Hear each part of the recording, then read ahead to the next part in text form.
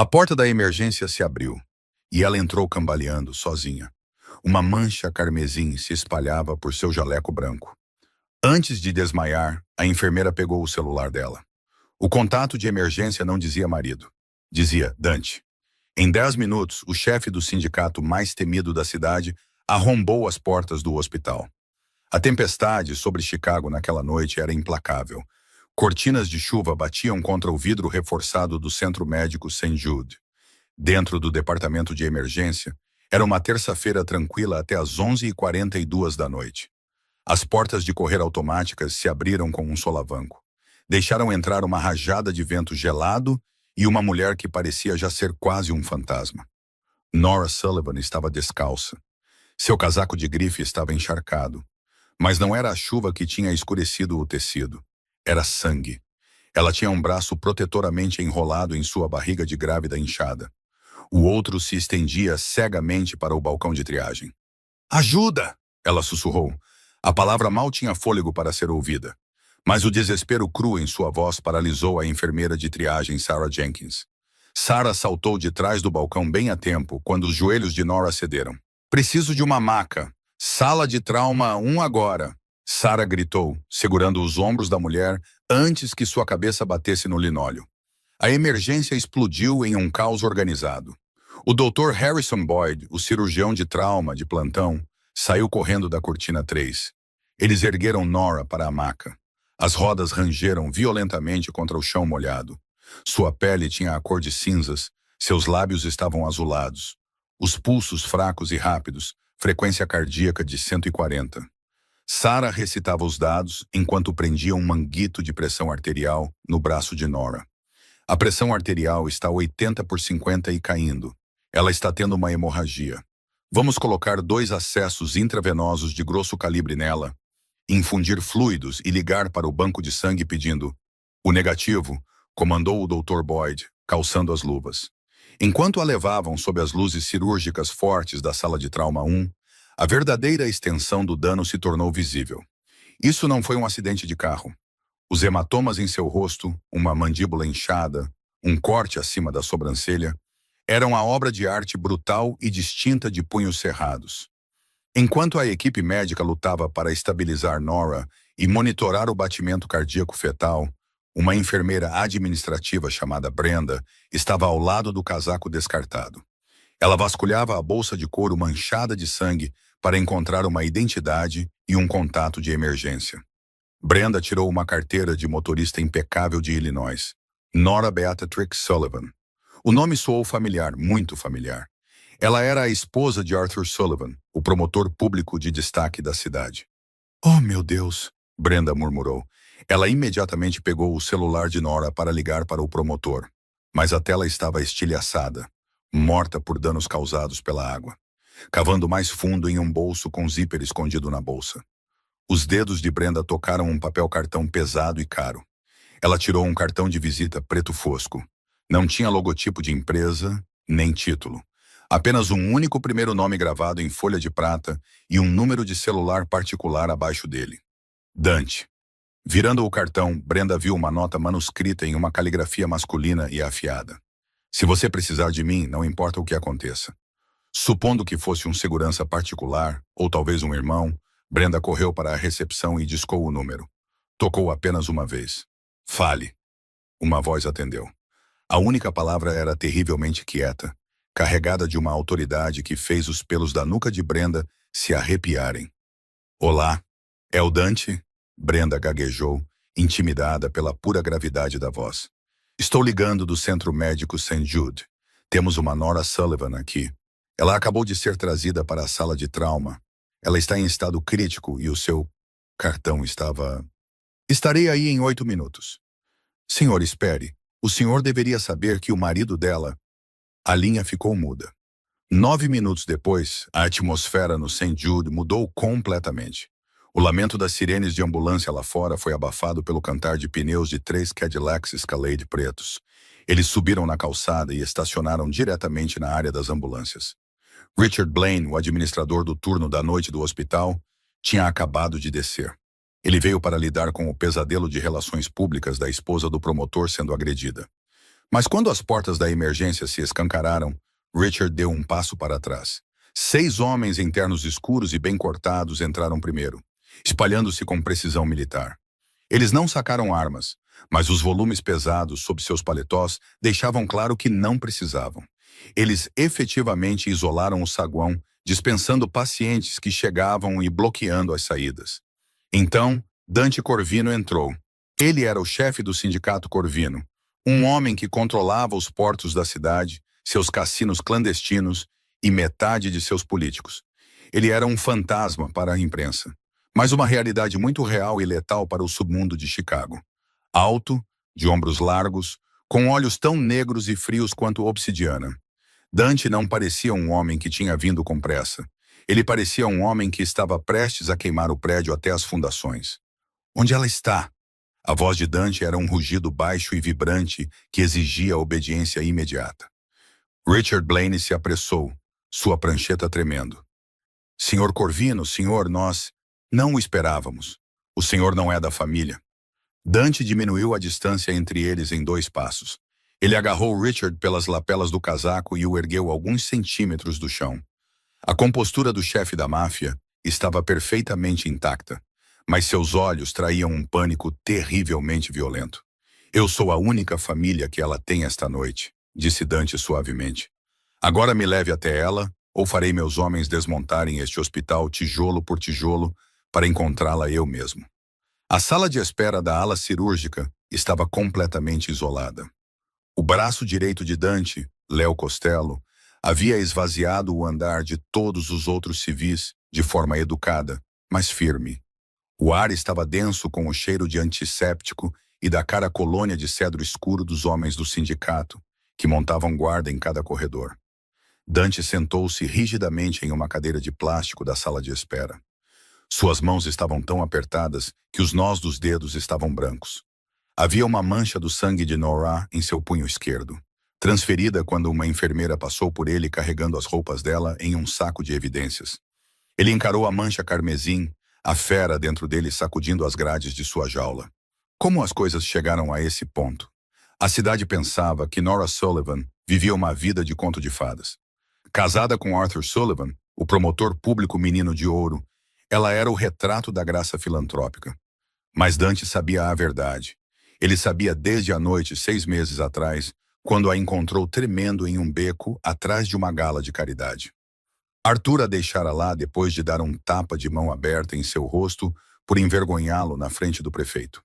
Dante, cujo sindicato estava sendo ativamente alvo da força-tarefa de Arthur, saiu das sombras e ofereceu a ela seu lenço. Ele deveria tê-la usado como vantagem. Deveria ter tirado fotos para destruir a reputação impecável do promotor. Em vez disso, ele olhou em seus olhos verdes, desafiadores e cheios de lágrimas, e sentiu algo dentro de seu peito se encaixar no lugar. Uma protetividade feroz e predatória. Nos meses seguintes, seus caminhos se cruzaram em segredo. Conversas sussurradas em nichos de biblioteca, celulares descartáveis. Ela se tornou seu santuário silencioso. Ele se tornou seu único escudo contra os crescentes ataques de fúria de seu marido, alimentados por álcool. Dante implorou para que ela o deixasse matar Arthur. Ele poderia fazer o promotor desaparecer sem deixar vestígios. Mas Nora, aterrorizada com as consequências políticas e o perigo que isso representaria para Dante, recusou. Então ela engravidou. Dante fechou os olhos, sua mandíbula se contraindo com tanta força que doía. Ele se lembrou do dia em que ela lhe contou. Arthur era infértil há anos, um segredo bem guardado. O bebê não era do promotor, era do chefe da máfia. Chefe, disse Léo baixinho, tirando Dante de seu devaneio sombrio. Léo se aproximou com um tablet elegante na mão. Eu puxei as câmeras da rua perto da casa do promotor. Não foi um assalto aleatório. Dante se levantou lentamente. Mostre-me. Léo reproduziu a filmagem. Estava granulada, filmada através da chuva, mas clara o suficiente. Uma van sem identificação parou no portão dos fundos da propriedade Sullivan. 2 homens saíram. Eles não usavam máscaras. Eram capangas conhecidos da máfia irlandesa, os O'Connors, os rivais mais ferrenhos de Dante. Mas o que fez o sangue de Dante gelar foi o que aconteceu em seguida. A porta dos fundos da casa se abriu. Arthur Sullivan estava lá, vestindo um roupão de seda. Ele falou com os capangas, deu um passo para o lado e os deixou entrar em sua casa. 5 minutos depois, os capangas arrastaram uma Nora ensanguentada e em luta pela porta dos fundos. Ela lutou como uma gata selvagem, conseguindo se libertar e correr para as ruas escuras e chuvosas. Enquanto isso, os homens, talvez assustados por uma sirene que se aproximava, recuaram para a van. Arthur tem enterrado dívidas de jogo, explicou Léo, sua voz tensa de raiva contida. Milhões de dólares devidos aos O'Connors. O escritório do promotor estava prestes a apreender os contêineres de transporte dos O'Connor. Arthur fez uma troca. Ele lhes deu Nora em troca do perdão de sua dívida e para salvar sua própria vida. Um silêncio sufocante desceu sobre a sala de espera. Dante não gritou. Ele não quebrou nada. A reação foi muito pior. A humanidade drenou completamente de seu rosto, deixando para trás o predador alfa frio e calculista que governava o submundo da cidade. Léo, a voz de Dante era um sussurro que carregava o peso de uma sentença de morte. Sim, chefe. Encontre Arthur Sullivan. Não o mate. Traga-o para o frigorífico na Zona Sul. Eu o quero respirando quando eu chegar lá. E os O'Connors. Esta noite nós os varremos do mapa. Cada tenente, cada capo, cada soldado. Eu quero que as ruas fiquem vermelhas de sangue ao amanhecer. Antes que Léo pudesse assentir, as pesadas portas duplas da ala cirúrgica se abriram. O Dr. Boyd saiu, seu pijama cirúrgico manchado, sua máscara cirúrgica abaixada até o queixo. Ele parecia exausto. Dante estava na frente dele antes que o médico pudesse respirar fundo. Ela está viva? Exigiu Dante. O Dr. Boyd engoliu em seco, intimidado pela força imponente do homem. Ela está viva. Conseguimos estabilizar a hemorragia interna. Ela sofreu um trauma grave por força contundente que levou a um descolamento parcial da placenta. Foi por muito pouco. Se ela tivesse chegado 5 minutos mais tarde, teria sangrado até a morte. Dante sentiu o chão inclinar sob seus pés, o alívio o atingindo com mais força do que um golpe físico. O bebê? O batimento cardíaco fetal caiu, mas está estabilizado, disse o Dr. Boyd gentilmente. Ela é uma lutadora, Sr. Corvino, mas está fortemente sedada. Ela não vai acordar por algumas horas. Eu a quero transferida para um andar particular. Agora. Nenhuma enfermeira ou médico entra naquele quarto sem que meus homens os verifiquem primeiro. E o nome dela será apagado do registro do hospital. Para o mundo, Nora Sullivan não veio aqui esta noite. O Dr. Boyd assentiu rapidamente. Claro, farei os arranjos. Enquanto o médico se afastava lá apressado, Dante se virou para a janela do corredor. Ele olhou para o vasto horizonte chuvoso da cidade. Ele passou a vida construindo um império de sombras, acreditando ser incapaz de trazer algo além de destruição ao mundo. Mas Nora havia mudado as regras. Ela carregava sua luz, seu legado, e quase pagou por isso com a vida por causa da dívida de um covarde. Arthur Sullivan pensou que poderia trocar sua esposa para salvar a própria pele. Os O'Connors pensaram que poderiam colocar as mãos no que pertencia a Dante Corvino e viver para ver o amanhã. Ambos estavam prestes a aprender que existem destinos muito piores que a morte. O chefe da máfia ajustou os punhos. O sangue seco no tecido era um lembrete gritante da promessa que ele havia feito a ela. Se você precisar de mim, não importa o que aconteça. Dante deu as costas para a janela, seus olhos vazios e mortos. Leu. Ele comandou no silêncio do corredor do hospital. Vamos ao trabalho. O frigorífico da Zona Sul era uma tumba cavernosa de aço inoxidável e gelo. O ar dentro do piso principal de processamento era mantido a uma temperatura cortante de 2 graus Celsius. Cheirava fracamente a alvejante, cobre velho e ao inegável frio da sepultura. Arthur Sullivan, o promotor público menino de ouro de Chicago, tremia violentamente. Ele estava amarrado a uma pesada cadeira de aço, aparafusada ao chão de concreto. Ainda usava seu roupão de seda com monograma, embora agora estivesse encharcado de água gelada. Sua imagem impecável, o cabelo perfeitamente penteado, o sorriso político confiante, haviam se dissolvido completamente. Ele estava hiperventilando, seus olhos dardejando descontroladamente pela sala escura e cavernosa. Tentava distinguir as formas dos homens parados nas sombras. Ele esperava os irlandeses. Esperava que os capangas de Declan O'Connor voltassem para pegá-lo, exigindo mais dinheiro ou reclamando que o trabalho deu errado. Mas quando as pesadas portas de metal se abriram, o homem que entrou sob a fraca luz do teto não era Declan O'Connor. Era Dante Corvino. A respiração de Arthur engasgou na garganta.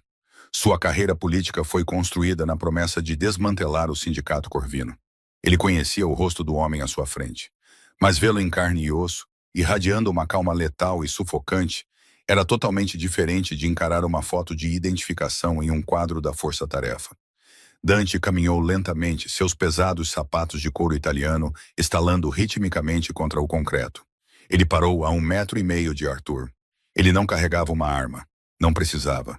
A pura gravidade de sua presença fazia a sala gelada parecer impossivelmente pequena. Corvino! Arthur ofegou, tentando invocar um pingo de sua bravata de tribunal. Qual o significado disso? Você está sequestrando um promotor público em exercício. O FBI vai revirar esta cidade me procurando. O que quer que os O'Connors tenham te prometido, eu posso dobrar. Eu tenho acordos de imunidade. Eu posso... Quieto, disse Dante. Não foi um grito. Foi um murmúrio, mas atingiu Arthur como um golpe físico. O promotor calou a boca abruptamente. Léo Costello saiu das sombras, segurando uma maleta preta e elegante. Ele a colocou sobre uma mesa de aço inoxidável e abriu os fechos. Eu não me importo com seus acordos, Arthur, falou Dante, sua voz totalmente desprovida de emoção. E eu não me importo com os O'Connors. Na verdade, quando o sol nascer, o sindicato O'Connor não será nada além de uma memória. Meus homens estão atualmente fazendo visitas aos estaleiros de Declan, suas boates e sua propriedade no subúrbio. Não haverá mais máfia irlandesa para cobrar suas dívidas de jogo. Os olhos de Arthur se arregalaram de terror. Então por que estou aqui?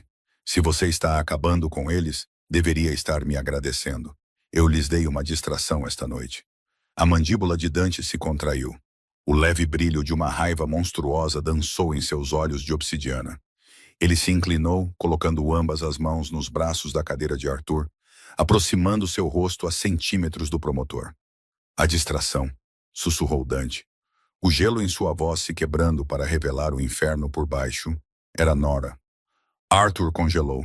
Por um segundo, sua mente politicamente treinada não conseguiu ligar os pontos. O intocável chefe da máfia e sua esposa quieta e agredida. Então a percepção o atingiu, drenando a cor restante de seu rosto. Você, Arthur gaguejou encarando Dante. De repente, uma risada torcida e desesperada borbulhou do peito de Arthur. Oh Deus, é você, o boato. As noites tardias, é você. Eu sabia que o bebê não era meu. Sou estéril há 5 anos.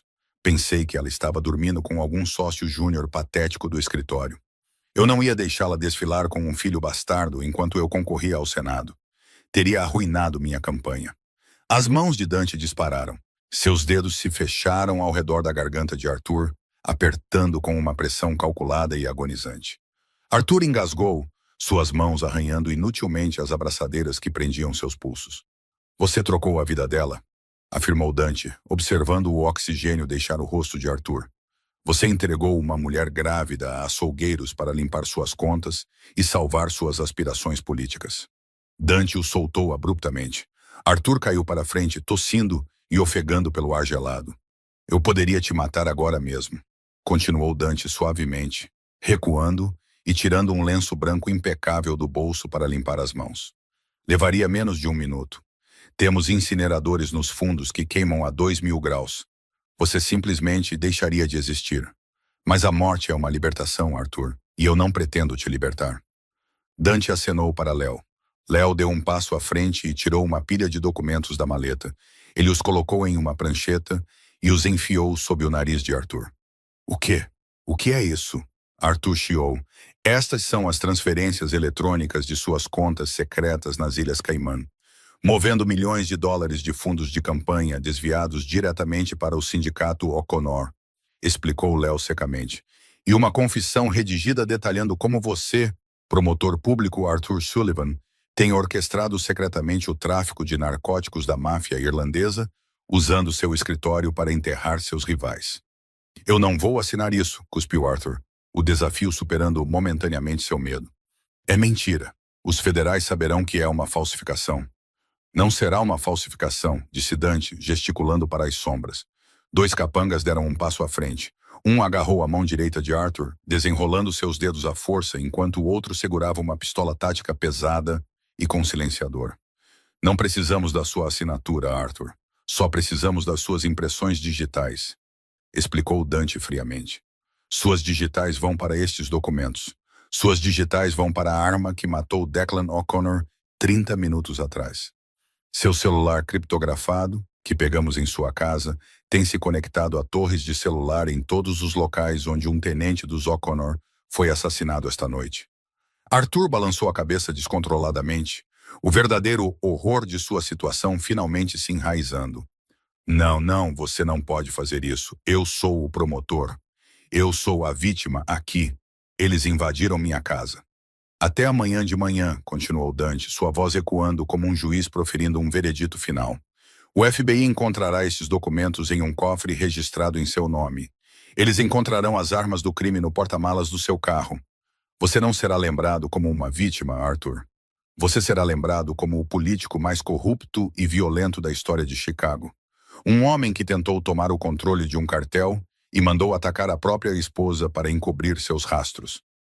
Os capangas pressionaram o polegar de Arthur com força na almofada de tinta e depois nos papéis da confissão.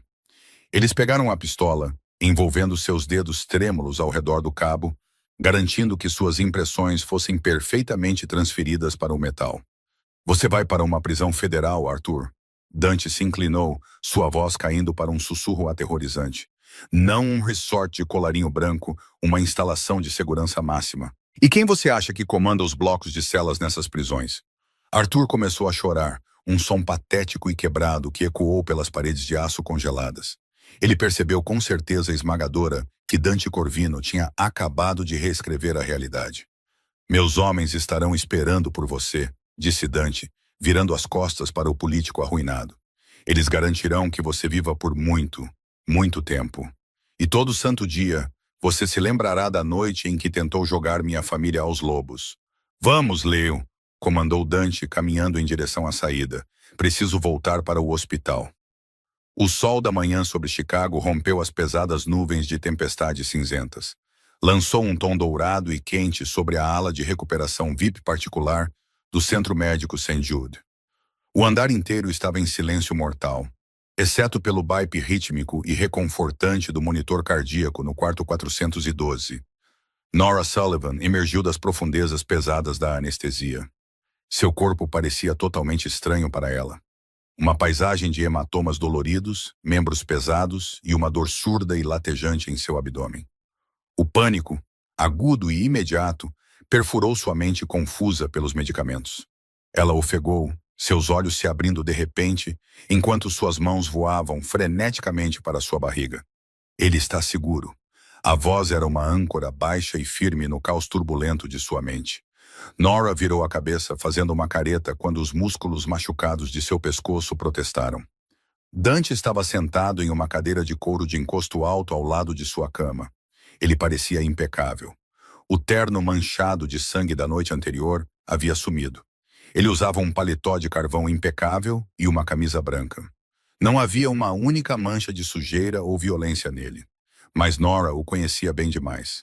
Ela podia ver as leves sombras de exaustão sob seus olhos escuros. E a tensão rígida e contida em seus ombros largos que só aparecia quando ele acabara de voltar de uma guerra. Ele se inclinou para a frente, pegando gentilmente a mão trêmula dela na sua. Seu toque era incrivelmente quente, totalmente contrário à brutalidade fria que ele mostrava ao resto do mundo. "O bebê está seguro, Nora", repetiu Dante suavemente, seu polegar traçando as costas dos nós dos dedos dela. "O Dr. Boyd me garantiu que o descolamento da placenta foi pequeno. Vocês dois ficarão perfeitamente bem." Lágrimas escorreram pelos cílios de Nora, descendo por suas bochechas pálidas e machucadas. A memória da chuva, das mãos ásperas dos capangas irlandeses e da aterrorizante percepção da traição de Arthur voltaram com tudo. "Arthur", ela engasgou, sua voz rouca. "Ele os deixou entrar, Dante. Ele ficou lá e os viu me levar." "Eu sei." disse Dante. Não havia raiva em sua voz, apenas uma finalidade arrepiante. Arthur não é mais uma preocupação. A respiração de Nora engasgou. Você, Dante? Se você matou um promotor público, o governo federal nunca vai parar de te caçar. Você não pode entrar em guerra com o FBI. Dante ofereceu um sorriso fraco e tranquilizador. Ele pegou o controle remoto na mesa de cabeceira e ligou a televisão montada na parede, mantendo o volume baixo.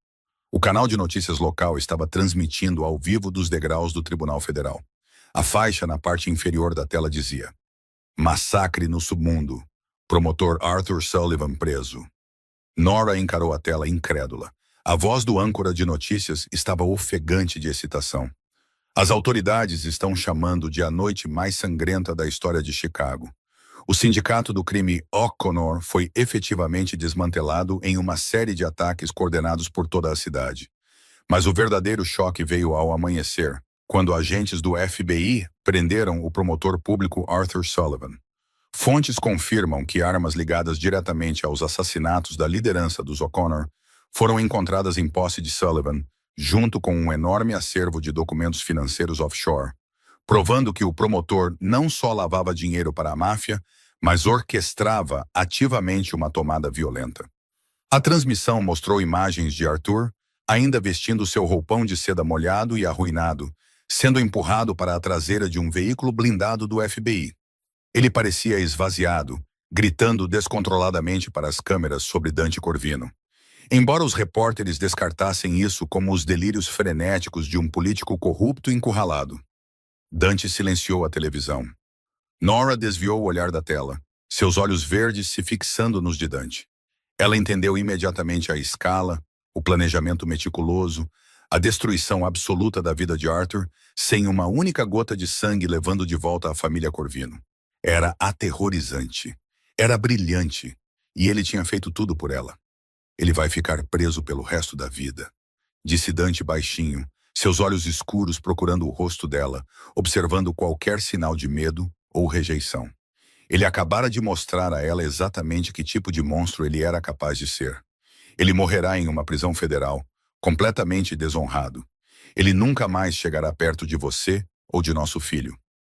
Nora não afastou a mão. Em vez disso, ela virou a palma da mão para cima, entrelaçando seus dedos firmemente com os dele. Ela passou anos tentando ser a esposa política perfeita, encolhendo-se para se encaixar no mundo respeitável e abusivo de Arthur.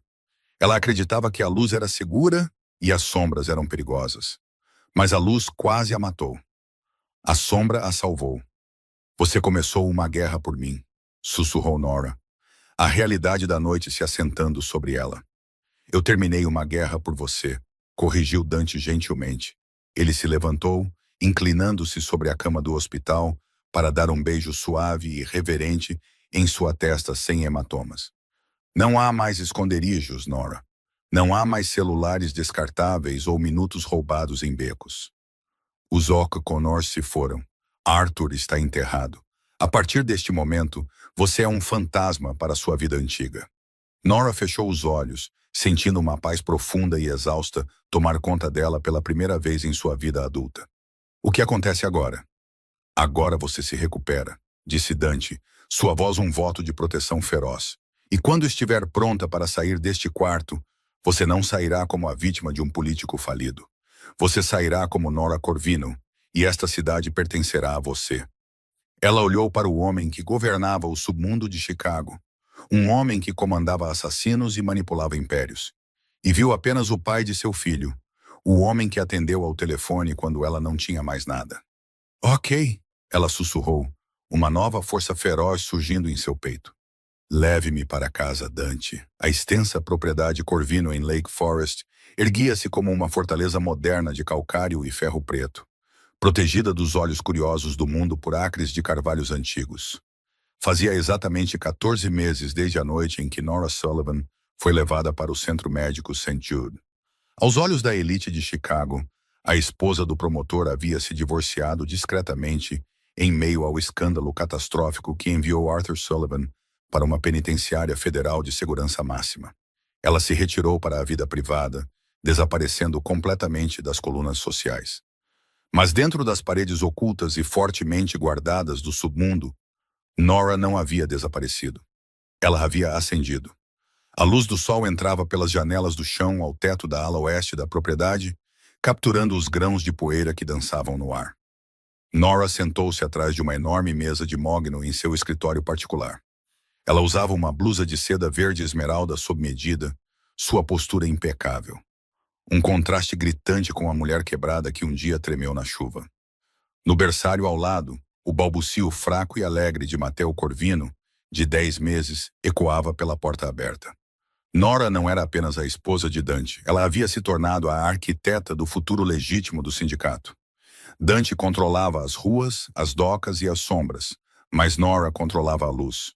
Usando a atenção meticulosa aos detalhes que aprimorou durante seus anos navegando nas águas traiçoeiras da política de alta sociedade.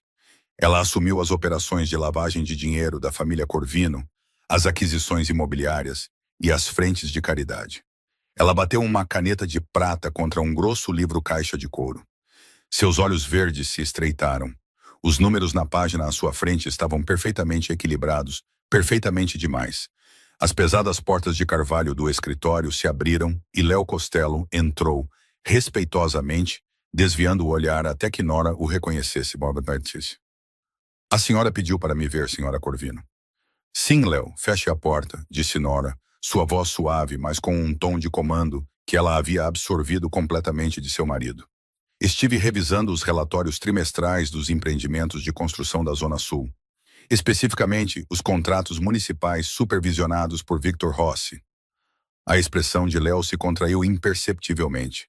Victor era um capo de alto escalão, uma relíquia do antigo regime que serviu sob o pai de Dante. Ele era notoriamente brutal e abertamente desdenhoso do fato de que o chefe havia dado à sua nova esposa as chaves do reino financeiro da família. Há algum problema com os livros caixa? Perguntou Léo cautelosamente. Na superfície, não. O contador de Victor é excepcionalmente talentoso, respondeu Nora, virando o livro caixa e apontando um dedo bem cuidado para uma coluna específica de despesas. Mas passei 5 anos cuidando das finanças da campanha de Arthur. Eu sei como é uma empresa de fachada quando está perdendo dinheiro. Victor está superfaturando o custo do aço bruto e canalizando a margem excedente para uma holding privada em Delaware. Léo deu um passo à frente, seus olhos examinando os números. Quanto? 3 milhões nos últimos 2 trimestres, afirmou Nora secamente. Mas o roubo não é o que me preocupa. É o que ele está fazendo com o capital. Ela tirou uma pasta secundária de sua gaveta e a jogou sobre a mesa. Pedi aos nossos investigadores particulares que rastreassem a holding de Delaware. Ela está alugando um espaço de armazém na costa leste, espaço atualmente ocupado por remanescentes do sindicato grego. Victor não está apenas roubando, Léo. Ele está financiando uma facção rival para desafiar o monopólio de Dante nas rotas de navegação. O silêncio pesou no opulento escritório. Traição dentro da família era uma sentença de morte. Informarei o chefe imediatamente, disse Léo, sua mão instintivamente caindo em direção à arma escondida em sua cintura. Victor não verá o amanhã. Não, comandou Nora, parando Léo em seu caminho. Dante está em negociações com os sindicatos no centro da cidade. Não vou permitir que ele se distraia com um rato em sua própria casa. Traga Victor aqui, ao meu escritório, em 1 hora. Léo hesitou. Um lampejo de preocupação genuína cruzou seu rosto estoico. Com todo o respeito, senhora Corvino, Victor é um homem perigoso. Quando ele perceber que foi pego, não reagirá razoavelmente. O chefe gostaria de lidar com isso. Nora se levantou. Ela contornou a mesa, projetando uma aura de calma absoluta e inflexível. Os homens desta família precisam entender que Dante e eu não somos entidades separadas, Léo. Se eles me testam, estão testando a ele. E se eu me esconder constantemente atrás do meu marido, eles sempre me verão como uma vulnerabilidade. Ela encontrou o olhar de Léo diretamente. Traga-o para mim. Entendido. Léo assentiu, saindo da sala. 1 hora depois, Victor Rossi entrou no escritório com arrogância. Ele era um homem de peito largo, com um pescoço grosso e olhos frios e arrogantes. Ele não esperou por um convite para se sentar. Imediatamente largou seu corpo pesado na cadeira de couro em frente à mesa, cruzando os braços. Você queria me ver, Nora? Perguntou Victor, omitindo intencionalmente seu título. Seja rápida, o lado legítimo do negócio pode ser das 9 às 5, mas o mundo real não para. Nora não se abalou com o desrespeito. Ela simplesmente deslizou a pasta pela superfície de mogno. Eu queria discutir sua aposentadoria, Victor, disse Nora casualmente, recostando-se na cadeira. Victor franziu a testa, pegando a pasta. Enquanto folheava as páginas, os extratos bancários, as fotos de vigilância de seus armazéns em Delaware, os manifestos de embarque, o sorriso arrogante derreteu de seu rosto. Foi substituído por um rubor escuro e violento de pânico. Onde você conseguiu isso? Exigiu Victor, sua voz caindo para uma ameaça rouca. Você andou espionando um capo. Sua garotinha estúpida. Você não entende como esta família funciona. Dante confia em mim para manter as ruas em ordem. Dante confia na lealdade, corrigiu Nora suavemente. Você tem sangrado suas operações legítimas para financiar uma guerra contra ele. Você pensou que, porque eu uso seda e embalo um bebê para dormir, eu não notaria 3 milhões de dólares faltando nos pedidos de concreto. Victor bateu as mãos na mesa, levantando-se de um salto. O tamanho do homem era aterrorizante, uma sombra da violência que Nora havia sofrido 1 ano atrás. Mas desta vez, sua frequência cardíaca nem sequer aumentou. Ela não se encolheu. Eu sangro por este sindicato, rugiu Victor, inclinando-se sobre a mesa. Não vou receber sermão dos restos de um político. Vou dizer a Dante que esses livros-caixa são forjados. Ele acreditará em seu capo em vez de uma mulher que mal conhece as regras da rua. Você não vai contar nada a Dante. Uma voz retumbou das sombras da porta. Victor congelou, a cor drenando completamente de seu rosto. Dante entrou na sala. Ele havia retornado mais cedo. Ele não parecia zangado. Parecia totalmente desprovido de misericórdia. Ele caminhou para o lado de Nora da mesa. Sua presença era uma parede impenetrável de autoridade letal. Ele colocou uma mão gentilmente no ombro de Nora, um testemunho silencioso de sua frente inquebrável. Minha esposa encontrou a podridão em nossa fundação, Victor. Falou Dante, sua voz perigosamente quieta. Ela rastreou sua traição. Ela reuniu as evidências e o convocou. A única coisa que ela deixou para eu fazer é levar o lixo para fora. Victor recuou, as mãos levantadas em uma súplica desesperada e trêmula. Chefe, por favor. É um mal-entendido. Os gregos me procuraram. Eu estava apenas fingindo para ver o que eles queriam. Dante nem sequer olhou para ele. Ele olhou para Nora, uma pergunta não dita em seus olhos escuros. Ele estava oferecendo a ela a palavra final. Nora olhou para o homem que a achava fraca, que pensou que poderia fraturar o império que ela e Dante estavam construindo para seu filho.